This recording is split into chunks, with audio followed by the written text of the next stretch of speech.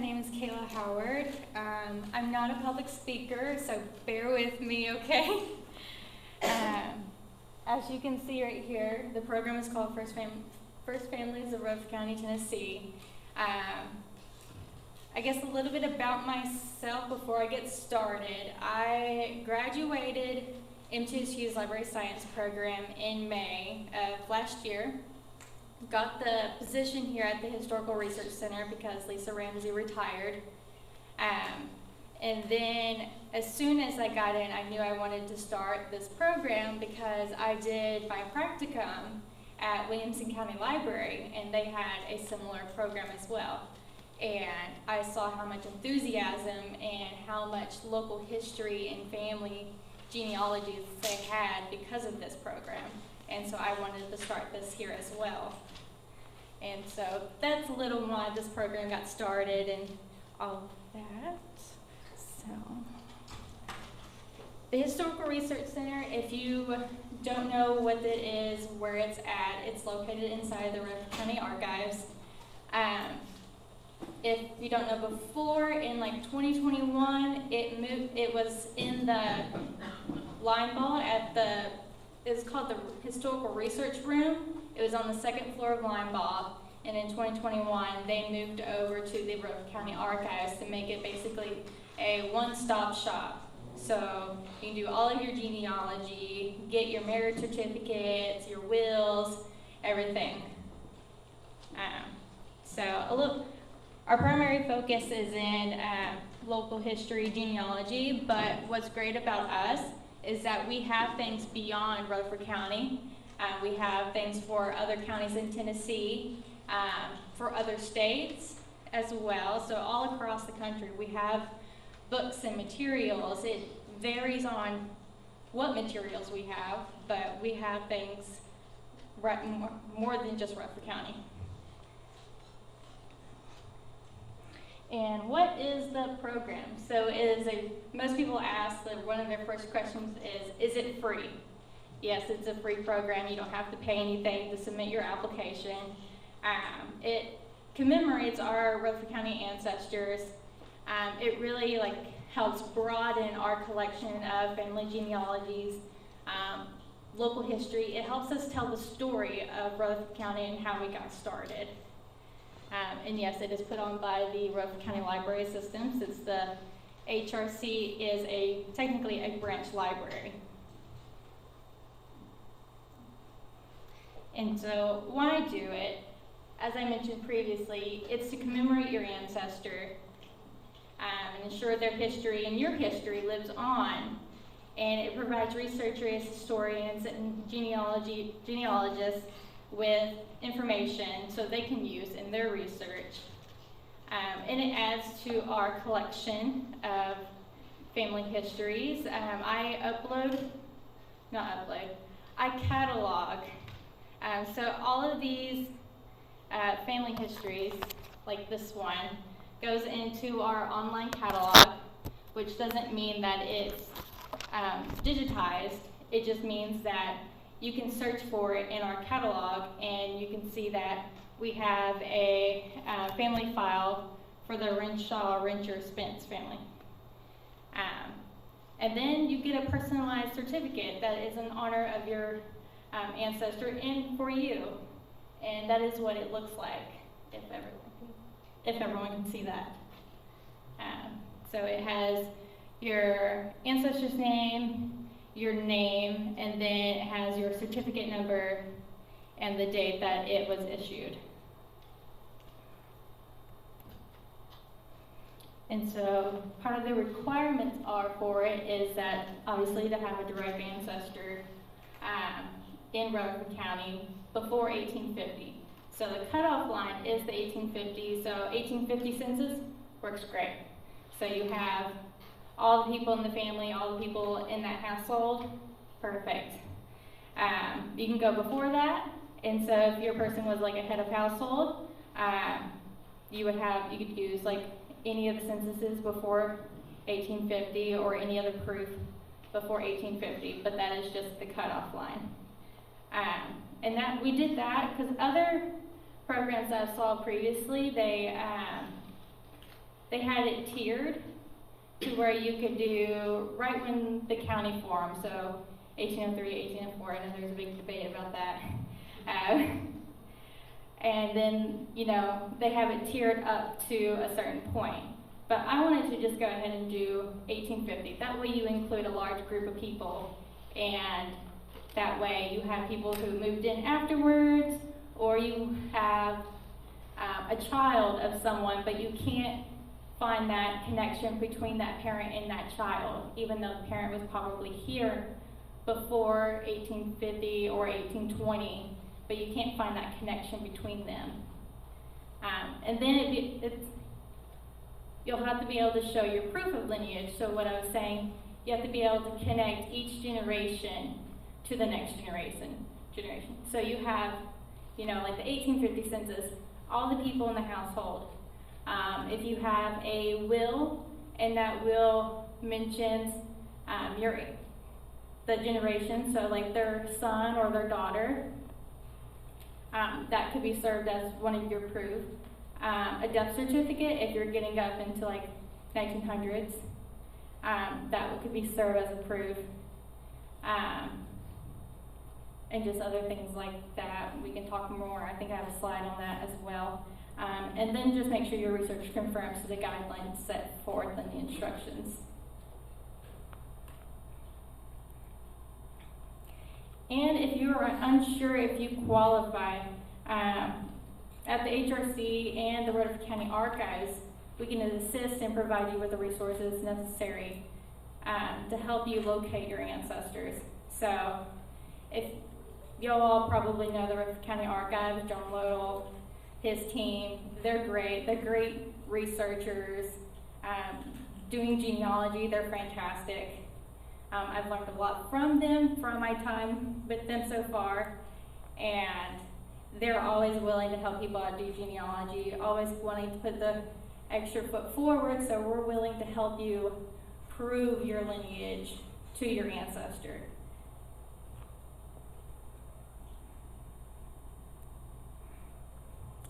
And so how to apply.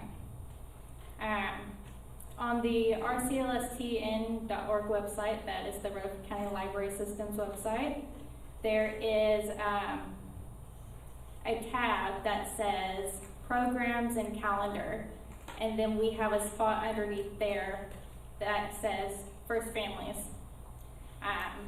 So that'll take you to the First Families page, and it'll give you all the information and the application and the instructions for it. But you can always email me and I'll send you the application as well. So you just complete the application, as much information as you can. On there it asks like baptismal date, or the date they were buried, not the date that they died, but the date that they were buried. If they married a second time, you don't have to answer that, because most of the time you don't have those things. You don't have a baptismal date. So, but if you do, that would be nice.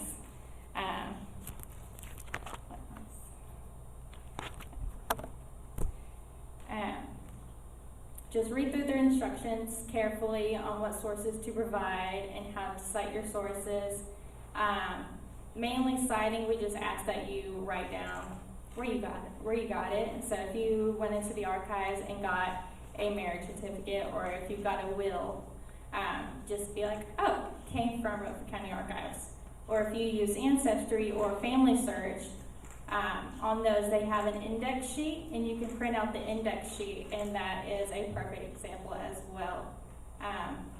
And honestly, I like to have the index sheet because mainly for census, because sometimes it's very hard to read the census when you print it out. And so if you have the index sheet that shows everyone in that household, even though it may be like misspelled, because some of the times it doesn't catch the spellings correctly, it helps you see who's in that household, their names, their ages, and all of that information that is provided in the census. You'll need to show primary source proof, which is a census, a will, death certificate, so on. But if there's not a primary source, you can do a secondary source. So if there's like a newspaper article or an obituary is a perfect example of not having a primary source. And I'll get into that later whenever you're connecting yourself to your parent.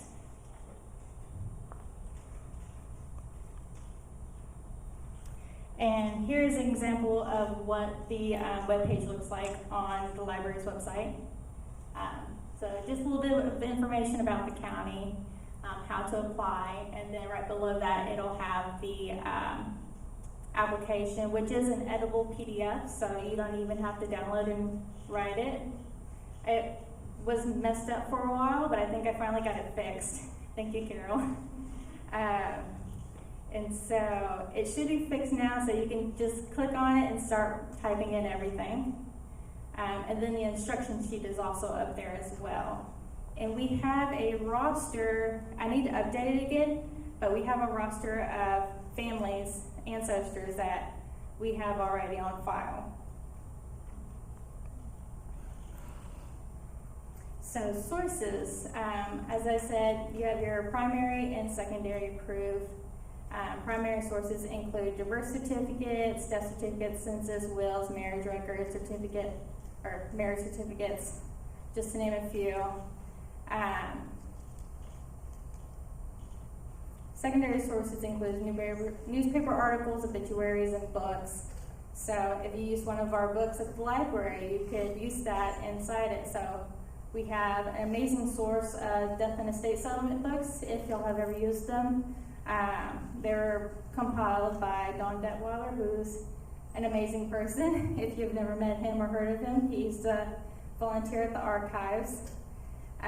He compiled all of these books from different record books and stuff from the archives, and took him years to type everything out, and it is just an amazing resource of information. Like, I go to it every single day when I'm doing something. So you could use a book and just first page, take a copy of the first page and use that as your citation. I've already kind of went over cited, providing the index sheet for the book. And newspapers, just right on there, the name of the paper and the date that you got the article from, like the date on the paper. So that way we know where it came from. So if it's the Daily News Journal, just put D&J, or if it's the Courier, just put Courier. So little things like that. If you're out of state, or if it's out of state, just whatever that paper name is.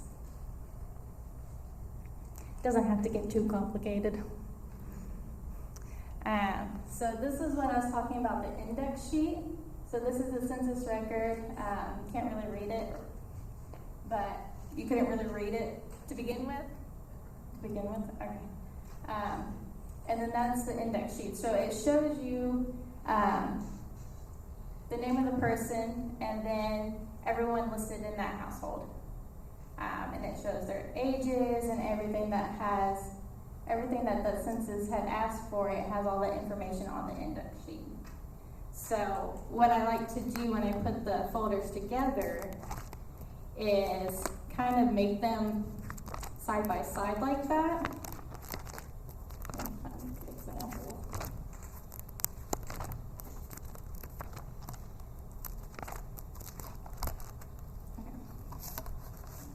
So kind of like this. So when you open the folder, you have this open, and then you have the census record or the proof right next to it. So you don't have to be like flipping through and be like, oh, what is this for? So that way it's very easy to read and it's kind of seamless. Yes. Yes, so the 1850 census, it lists everyone in the household, but I typically do it for everything. That if you get off Ancestry or Family Search, that way you kind of know what you're looking at. So if you had a marriage record that was digitized and where it has a bunch of names on it, That way you can kind of see who you're looking at on that page. It's also, I ask that you underline your generations in red, so that way it's more visible on the page. Your eye goes directly to where that person's name is on the page. So if you have, like the census, you don't want to read down that whole list of names just to find the person that you're looking for. So we underline it in red, put the generation number right beside it, and so that way your eye goes directly to that person.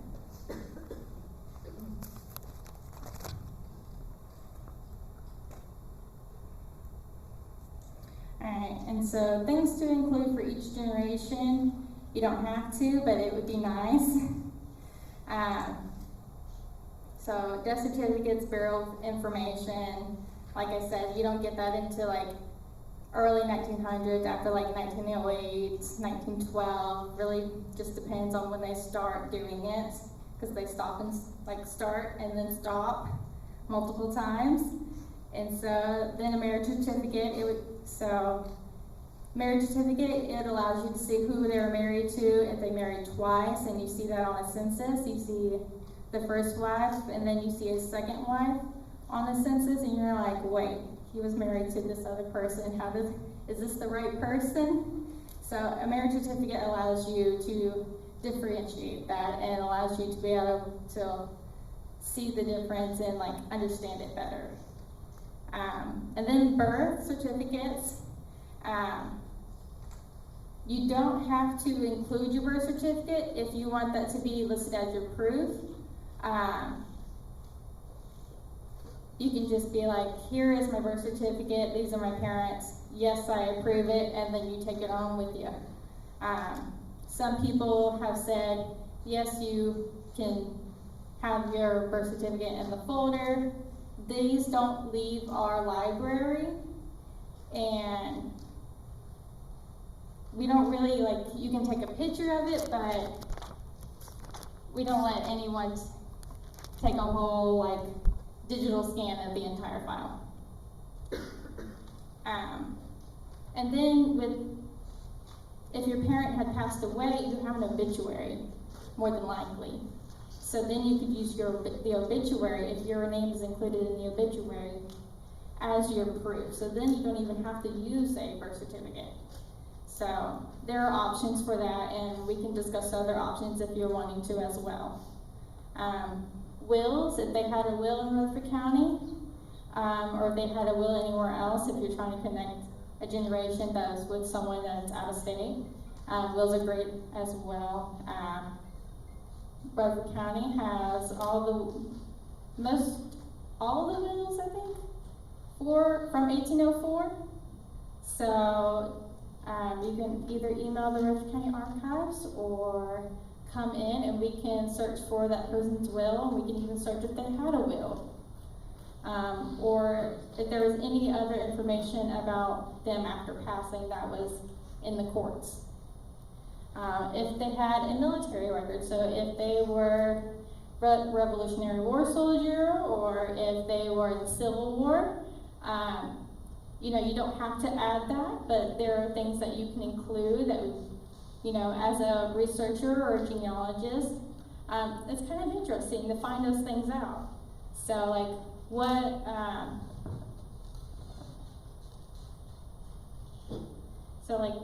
where they were, what infantry they were in the Civil War and stuff like that. That's interesting. You get to learn more about this person. So those are just things you can include. There's obviously more that you can include. I just wrote a couple down. And submitting your proof. You're only required to provide one proof that connects your generation. That doesn't mean you don't have, you can do a one and done, but it's really great to add the extra information, to add the marriage certificates, to add the wills if there is one, if there's a death certificate. It's really great to have all that information so you really get a full idea of this family and this person. It really allows you to tell the full story. And then when you gather your proof to send in for verification, underline the generation number, but if you don't, it's okay, I will do it. It just helps me out, so if you just underline it, you underline it in black ink, that's fine. I can go back and underline it in red. It just allows me to go through it quicker.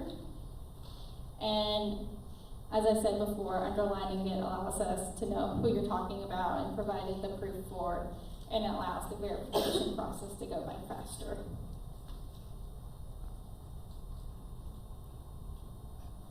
All right, so where will the information be kept? Obviously, the Historical Research Center. But as I said before, they're all cataloged. And so this is an image of our online catalog. And so you can see that we have an ancestor, that we have Abner DeMint, and who provided the information was Daniel DeMint. And so we have his family file at the Historical Research Center. And they're all placed into like a filing cabinet that is dedicated for the first family. So they're not put in with other local history, family vertical files. They're in their own dedicated space. But if you just go on to our online catalog for the library system, you can search for a name, and it may pop up that we have a family file for it, or it may not. So if you're searching for your family and you don't see one, then there's your answer. You could do it. And you can also connect to a family that we already have a file for. So don't feel like you can't do it since we already have a file. You can always connect yourself to another person. And as of not only May of 2024, today, we have given out 34 family certificates, and we have 24 first family files. So the 34 means that we had a couple people in different families connect to the same person. And then we have 24 first family files, and I brought a few with me today. So after the program here, y'all can, if y'all want to look at them, you're more than welcome to take a look and really get an idea of what I'm trying to convey to y'all. And I wanted to write down here a list of all the family ancestors that we have currently. So Berryman Douglas, Abner DeMint, Hugh Smotherman, Smith Tudor, James Stem, William Kelton, Isaac Rust, William Belfield Coleman, Robert Caldwell, David Young, Matthew Pitts, Nelson Horton, John Robert Holton, Thomas Aldridge Sykes, Renshaw Renter Spence, William Spencer Dono, Lodwick Puckett, William David Bowman, William Todd, Mill Maynard, Arthur Pierce Jr. and Mary Davis, they're a married couple, and James G. Crick. So if you see Arthur Pierce Jr., Mary Davis, you can do a couple. So you can have your family certificate be for the couple. You couldn't do it as a separate family since they're married, but if you wanted to commemorate and honor those great-great-grandparents, great-great-great-grandparents, and so forth, you could do them as a couple.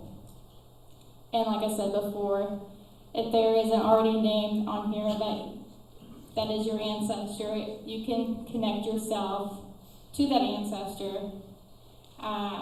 And if your lineage ends up being part of the same as their lineage, you just have to connect to the point to where your information matches theirs.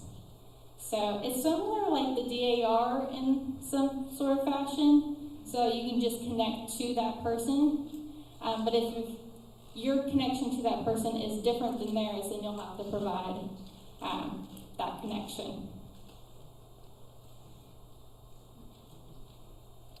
And so that is my contact information.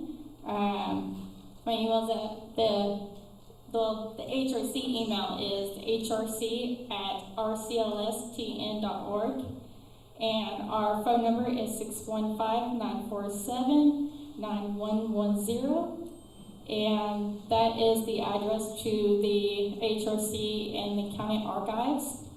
It's 435 Rice Street, Murfreesboro, and we're open Monday through Friday, 8 to 4. And unfortunately, I know we are closed Saturday and Sunday, so it makes it hard for people to come in, but I'm always willing to talk to you on the phone, answer any emails that you send me. I am a willing participant in helping you do your genealogy, helping you get your certificate. So email me any questions you have. If you want me to look things up for you, I'm more than happy to do so. You don't have to make an appointment with me to come in and go over your application, or if you want to talk about things, if you have questions, just come in. Doesn't matter, we're never really that busy. And then they're my bag, but I do have a few business cards, so not enough for everyone here, but I do have a few if you did not get my contact information on there. So, but yeah, does anyone have any questions? Okay. I just first of all want to compliment you and Pettis, the commissioners, on establishing the center in such a way, because I just spent my Christmas holiday on vacation in Virginia, and I went to the Isle of Wight Archive, which is one of the premier First Families of America, right across the James River from Jamestown. And my cousin and I from North Carolina spent a whole week, doing genealogy research, and they did not have any full-time employees dedicated to just genealogy and archives. They actually had a courthouse that served as a courthouse, and the other courthouse employees had to double. It was very inconvenient. I was not impressed with their system. Yeah. But you've got it together. We don't understand how blessed we are, because we really have a wonderful collection, and I praise you for setting it up that way, and compliment you on doing that. And I also wanted to let you know that there's a lady that you may recognize her name. Her name is Joanne Cullum Moore, and she called you and she asked you for a reference of some material. She happens to be in the DAR, and is the lady, as I understand it, that has the most verified numbers of American Revolutionary ancestors. Oh, wow. She has something like 75 verified ancestors. And she was highly complimentary that you not only helped her, but it was so quick. I mean, she doesn't have email. She lives on an island of the Mississippi River between Arkansas and Tennessee, and she's in her 90s. She still drives, but she had the highest praise for your efficiency, and I wanted to compliment you. Oh, well, thank you. Thank you. All right. Any other questions? So I have a question. Okay. How many people in this room qualify? Well, come on, get your applications in. I will help you. Yes. I'm familiar with the First Family in Tennessee. Yes. How is this related to that?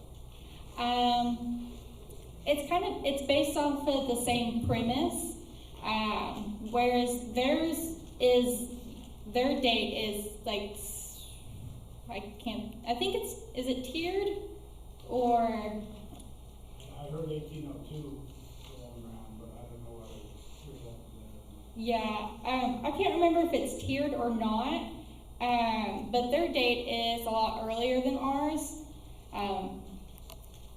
So, and the premise is the same, but we're not connected in any way as to their resources.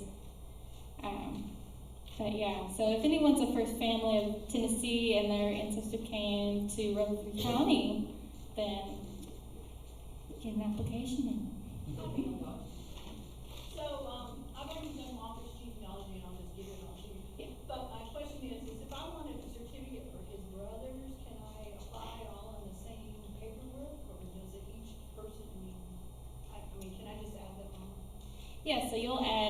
his information on.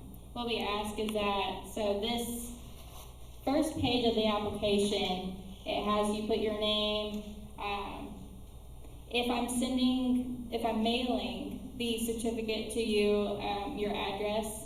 So if you're out of state or if you're not near Rutherford County, you want your address. And if you don't want that to be publicized, again, I can white it out or you can email it to me.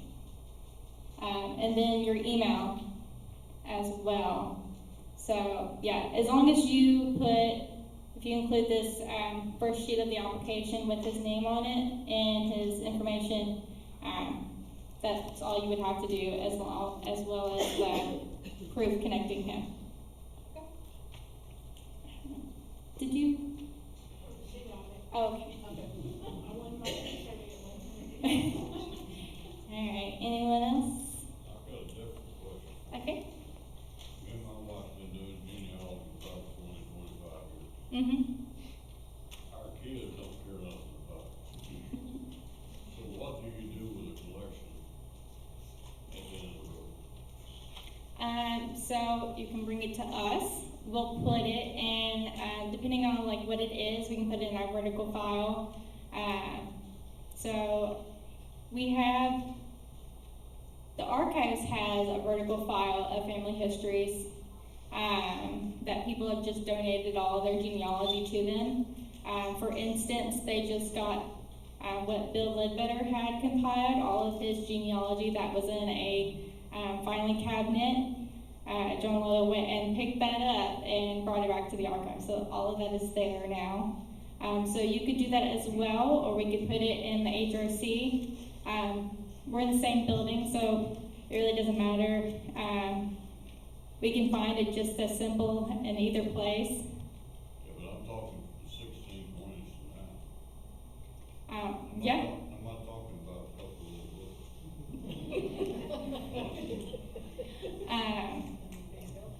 I mean, we can store it for you if you want.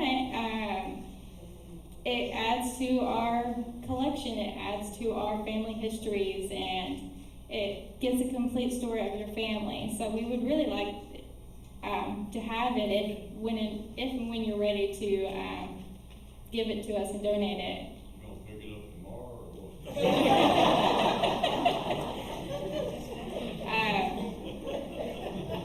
Unfortunately, I wouldn't be able to come and get it tomorrow. But if you want to bring it to the archives, or yeah, so you wouldn't want to mail it if it's a step like that. But you could drop it off at the archives. Yeah. We'll add it all to our collection. If you just, whenever you want to drop it off at the archives, we'll take it in for you. Yeah. Along that line, do you want just Rutherford County stuff? Other counties in Tennessee, because, mine were here a while, and they moved all the way across and then up and west of us. So I got like all the way along the way. Yeah. Yeah, so as long as your family was in Rutherford County, by all means. Yeah.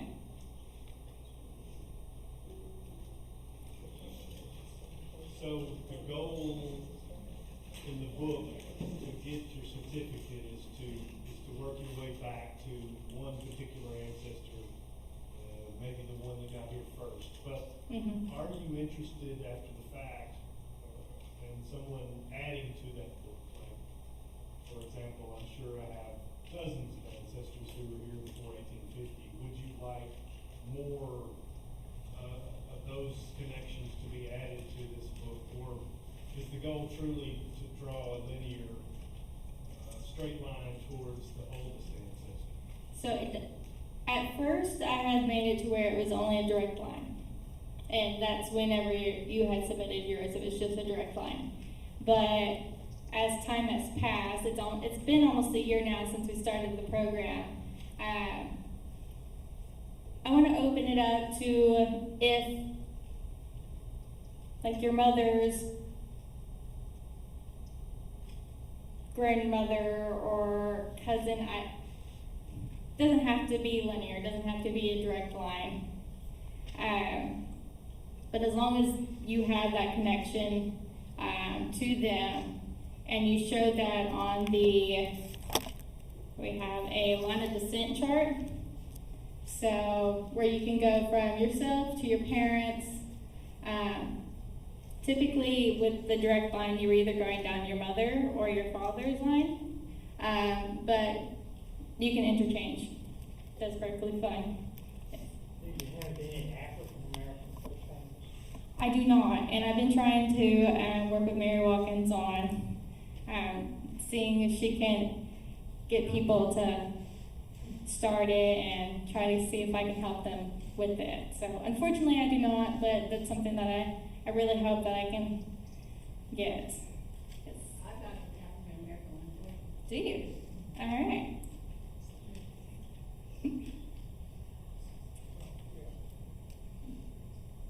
All right. Anybody else? I got one more question, for any of the historians that are in here, but what is the 1802, what is that delineation?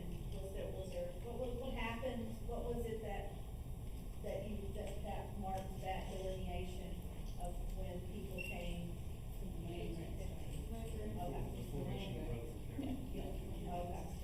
Formation of the county and the land grant.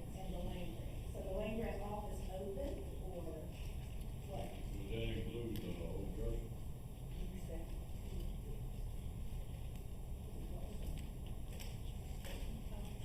Did you answer the question, Carol? Or? Yeah.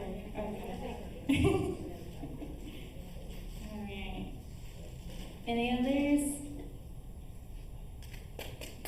All right. Thank you.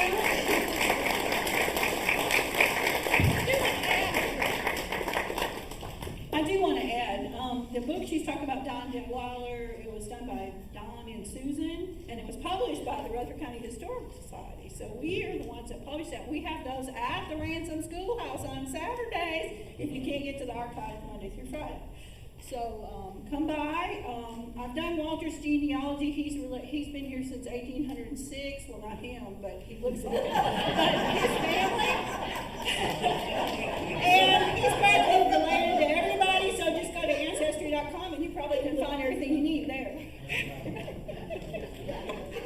My uncle was principal of the old school for a number of years, and when it was no longer a high school, there were a lot of records, a lot of information and things, and he had stored a lot of things that just went through Rockwell that a lot of people would have thrown away.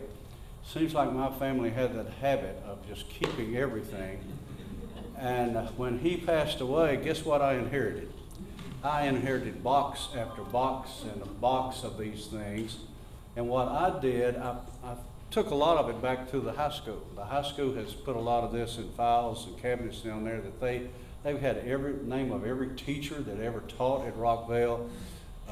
Gary, all the students' names are there. Everybody that graduated from high school, they have all that information. I put it back there. But there are a lot of little different things that I had. He had collected every newspaper that every school in Rutherford County had printed back in the 40s and this sort of thing. He kept them whenever they put them out. He had files of these. So I took them to the archives, and they were trying to recopy these. And when they got through with them, they said, "What do you want us to do with them?" I said, "My problem is I don't know what to do with them myself because they're quite old and it's getting brittle and this stuff." So they fixed them that way. They said, "We're putting these in the Pettis Reed collection, and we have a file down there." I said, "I've never had a collection." And I said, "That's pretty neat that I've got this down here." But it's there when anybody wants to look at something like this, they can go get these and look at them. And y'all need to remember this, that if you have something quite unique like that, go down there and see what they can do for you and see if we can save these things that are out there, because there'll be someday we won't be here, but hopefully somebody else will be wanting to know this. I know, I see it all the time. Somebody says, "Well, my kids don't care anything about this." Well, right now they don't. But you get them a few years where they're like us. They'll start asking these questions.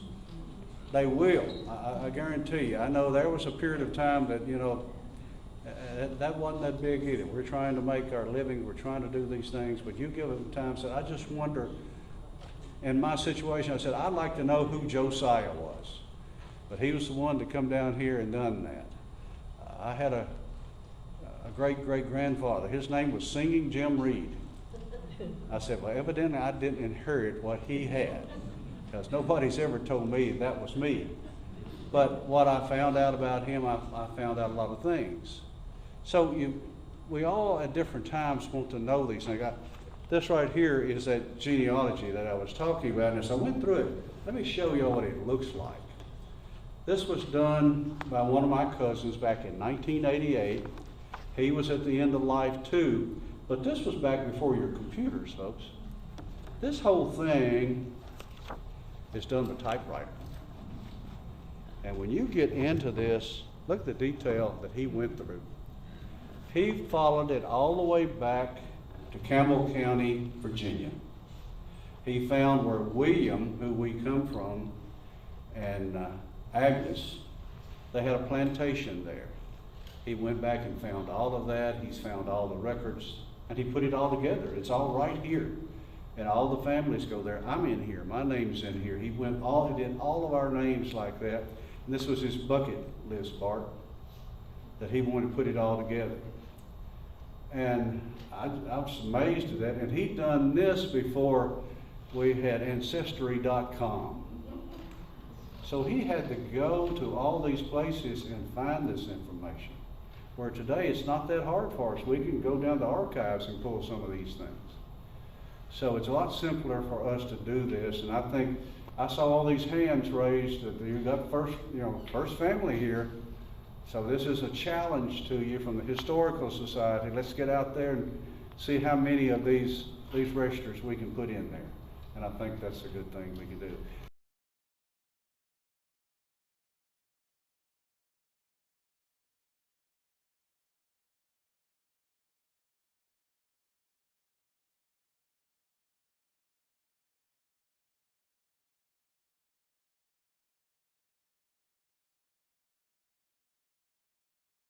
This has been a JJV production.